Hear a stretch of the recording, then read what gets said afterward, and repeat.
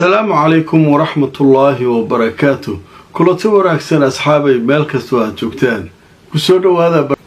شركي لسوي عربتا مدحدي خليجكا يا مصر يا أردن محو كل معاي وركا لو شيء يور باهنتا أي كوكان علاض هاي يوحي ماشا كان عاي محاي هاين محاكيني shirka markuu dhammaadayba in diyaaradiisa uu hore ka qaatay madaxweynaha Masar Abdi Fattah al-Sisi. haddaba sheeko cajiiba oo shirka ka soo baxday aynu barnaamijka ku eegi doonaa. waxa soo kale barnaamijka aynu ku faahfaahin doonaa Netanyahu iyo wasiirkiisii gaashaandhigga oo maanta waxa ay xoog ku galeen guri muwaadin Falastiiniya uu ku leeyahay xerada la yiraahdo Tuul Karab. haddaba yaa u baneeyay xoog wuxuu fiirsanayay fantasiyaha ay daanta galbeed ciidanka cusub ee uu amray ay ka sameynayeen guryaha ay duminayeen iyagoo ku marmarsiyoonayay wixii xalay ka dhacay Tel Aviv iyo basaskii la gubay oo la isku haysto. barnaamijkii saakay ayaan idinkaga soo gudbiyay haddana Al-Jazeera ka hadlaysa waa arki doonaa. haddaba qodobadaas ayaynu barnaamijka ku faahfaahin doonaa. waxaa soo kale barnaamijka idinku hayaa Xamaas oo soo gudbisay 6 qof ee ay sii dayn doonaan bari magacyadooda iyo Israa'iil oo iyaduna sheegtay 602 qof oo ay ku jiraan 50 ku dhawaad dad ku xukunaa xabsi daa'im iyo dad kale oo 60 ka badan oo xabsiyo dhaadheer ku xukunaa ay ku jireen inay iyaguna barito sii dayn doonaan. بريتو waxaa dhici doona sideymadii ugu ballaarneed ee labada dhinacba ay sameeyaan tan iyo bishii hore markii uu bilowday xabadjoojintu bilaabatay isdhaafsiga maxaabiista. Trump qorshihiisa looga hor imanaya lalahaa oo madaxdii carabta ugu waaweyneed dowladihii khaliijka iyo Masar iyo Urdun ayaa marka hore isballansaday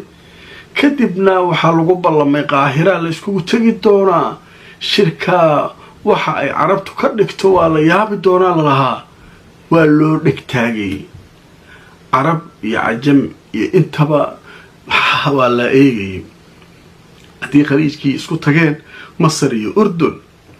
maxay soo saari doonaan. Trump qodadiisa ama qorshihiisa meel inta iska dhigaan iyagu qorshe kale ma keeni doonaan. annaga dhisanayna dhulkeena ma dhihi doonaan. Trump arrinka kalbax ma dhihi doonaan. dhiga taagnay waxa la islaamaa meesha waa la isugu tagay. boqor Cabdallah meel walba uu tagayo waayadan wuxuu hore u sii kaxayaa wiilkiisa dhaxal sugaha ah. shirarkii ugu dambeeyay dhan arag wiilkiisa markii gudaha wadanka uu shirar muhiim ah ku qabanayay uu la joogaa. shirkii Trump uu la joogay kan uu la joogay shirarkii u dambeeyay uu la joogay. sababtu maxay tahay leeyahay inta shirka carabta u imaan Cabdallah waxa la wiilkiisa tababaraya wuxuu rabaa xukunka inuu ku wareejiyo mustaqbalka dhow isaguna uu iska fariisto sidii amiirkii Qatar oo kale wiilkiisa ugu wareejiyay saasoo kale inuu ugu wareejiyo rabaa. dadka qaar waxay leeyihiin xanuuna jira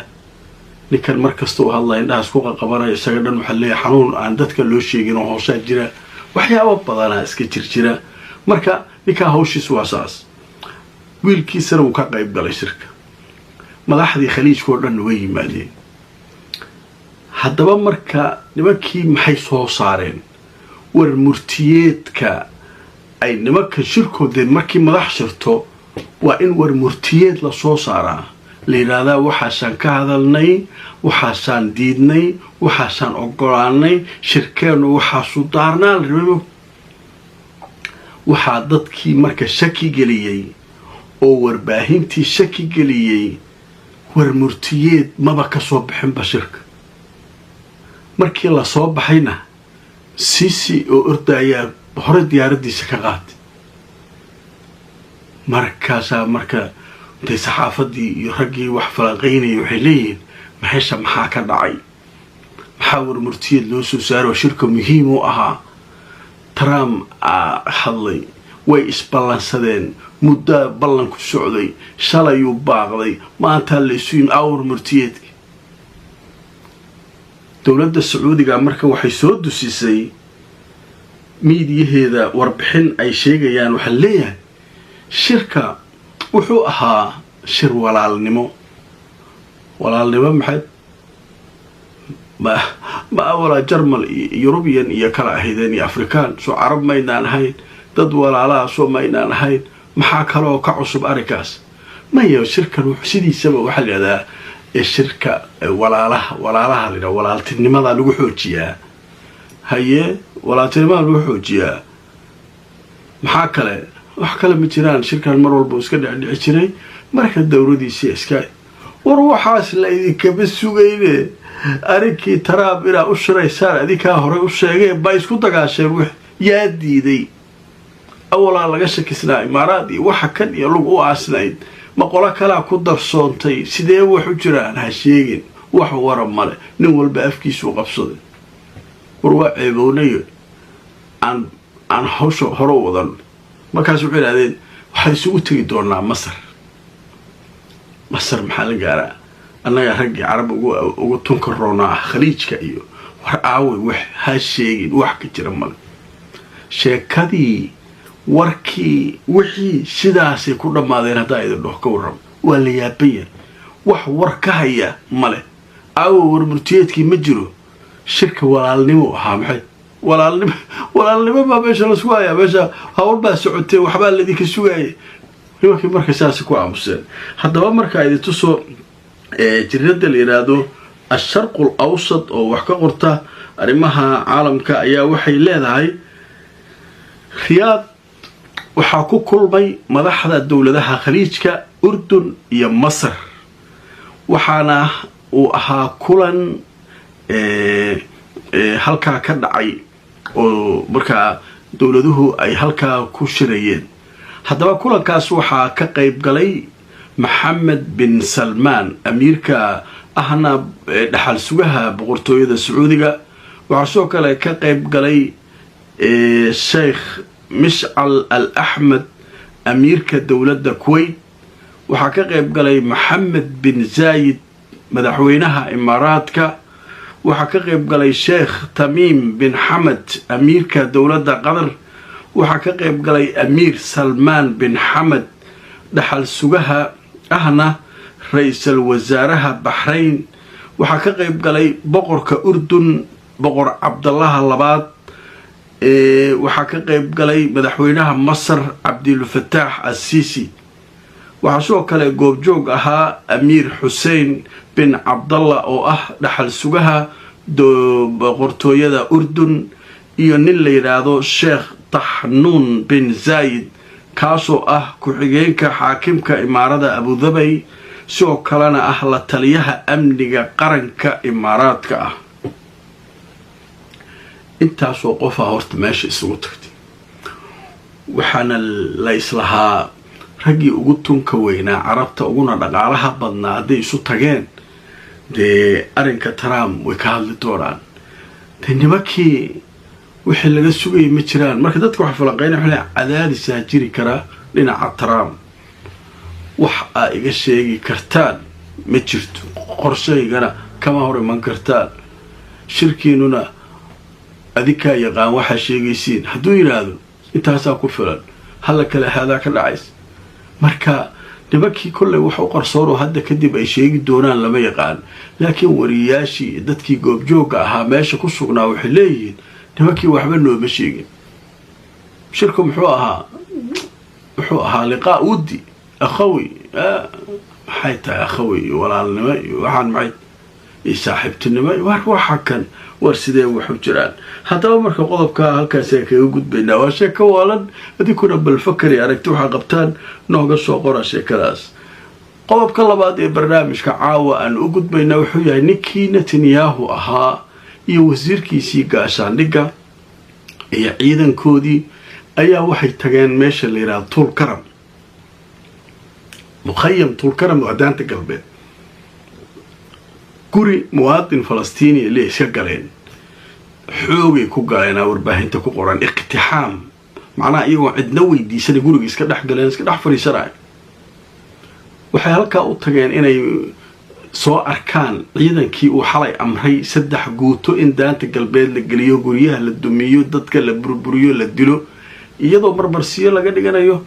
qaraxyadii xalay la sheegay inay ka dhaceen meelaha basaska Talaabiib oo reer Tulkaram qaar kamida ay sameeyeen sida la leeyahay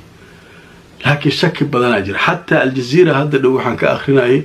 in qumuud wax leeyahay u jiro madmadow sheekada ku jirto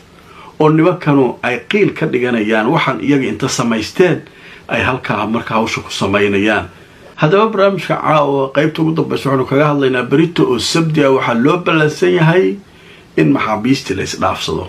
waa qaybtii ugu dambaysay almarxalatu al-uula macnaha marxaladda koowaad ee lagu heshiiyey inta la isdhaafsanayo waa qaybtii ugu dambaysay berita ugu dambaysa marxaladii ugu dambaysay waaye berito wixii ka dambeeya ama waa la iska winaa xabad joojintu way jabaysaa sida hadda laga celcelinayo Netanyahu ragiis ama waxaa la aadaa heshiiska wajigiisii labaad oo culays fara badan Israa'iil ku ah Israa'iil inay dagaalkan dhan joojiso meesha Gaza ka baxdo wax la gelina iyo wax ka baxaysan fara ku yeelan meeshaas hawshaas waxaasa heshiis ku yahay iyadoo shuruudaha keentay leedahay waa in Xamaas meesha ka baxda hubka laga dhigaa dadka reer Gaza markaas anaguna ka bixi kara markaas heshiiskaasu qaybtiisa labaad soo ku dhaqan galo waxa leeyahay adag tahay horta bari hal la isdhaafiyo wixii lagu heshiiyay ha dhamaadeen bari ka bacdi wixii dhici doona aan aragno waa marka laakiin rajo badan lama qabo waxa isleeyahay waa la isgaraaci doona hadaysan wax kala imaanin sida hadda marxaladdu ay u istaagsan tahay haddaba marka aan idin soo jirnada raayul yoom waxay leedahay Al-Qassam waxay sheegtay inay sii dayn doonto magacyadii dadka ay sii dayn doonto 6 qof oo Israa'iiliyiin ah oo marka maalinta Sabtida ah oo bariya ay sii dayn doonaan marka xilli marka waxa leeyahay Israa'iil ay marmarsiyo badan u raadinayso wada hadallada wareega labaad inay ka qayb gasho hubka hadhigeen kan hadhigeen laakiin Xamaas wuxuu anagu waa dhameystirayna oo deynina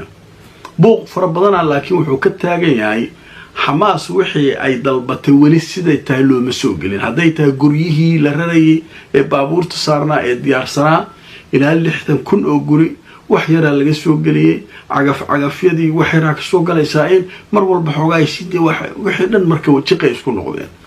laakiin Xamaas waxa la dhankeen waa ka soo baxayna horta wuxuu qaateen wajiga labaad marka aan soo nimaadno haday dagaal soo aadaana dagaal diyaarna marka magacyada loo gudbiyay xafiiska Netanyahuna wuu cadeeyay in liiska Israa'iil ay la wareegtay berito 6 qof ee la soo dayn lahaa عائلادooda ama qoysaskoodina loo gudbiyo leeyahay bari dadkiina waa la soo deynayaa diyaar garooba iyaguna marka halkaas maraysa marka maxaa loo sii deynayaa iyagana Falastiiniyiinta iyagu maalintii shalay waxba looma deyn maxaabiistii maartay lafihii markii ay dhiibeen oo hadda waaba la isku haystaa gabadhii waxa leeyahay ma aha hooyadii wiil ilmaha dhashay Xamaas waxa leedahay meesha waxba ka dhacay wixii aan soo aragnay idin soo tirnay ee noo soo celiya lafaheeni si aan ku weynaydi kugu raadino marka meeshaas halkaas qof oo maartay hooyada ilmaha dhashay ayaa la isku haystaa Israa'iil ay leedahay ma laakiin odaga iyo labada cunug waa saxayna le markii ay lafaha sii daayeen ayagu waxba looma sii deyn nimankan maartay Xamaasa marka hadda laakiin 602 qof la sii deynaa shalay ilaa maantay ma ilaa berito wixii maartay hawsha inta la isugu dardaray Israa'iil marka waxay sheegtay iyaduna in heshiiska iyadoo la raacayo ay sii deyn doonto sabtida berita ah 602 Falastiiniyiin ay sii deyn doontaa oo 50 kamida ay ku xukuman yihiin xabsi daa'im 6 ay xabsiyo dhaadheer ku xukuman yihiin 602 oo maartay 50 xabsi daa'im waa kuwaas waaba maligood ma la soo deyn lahayn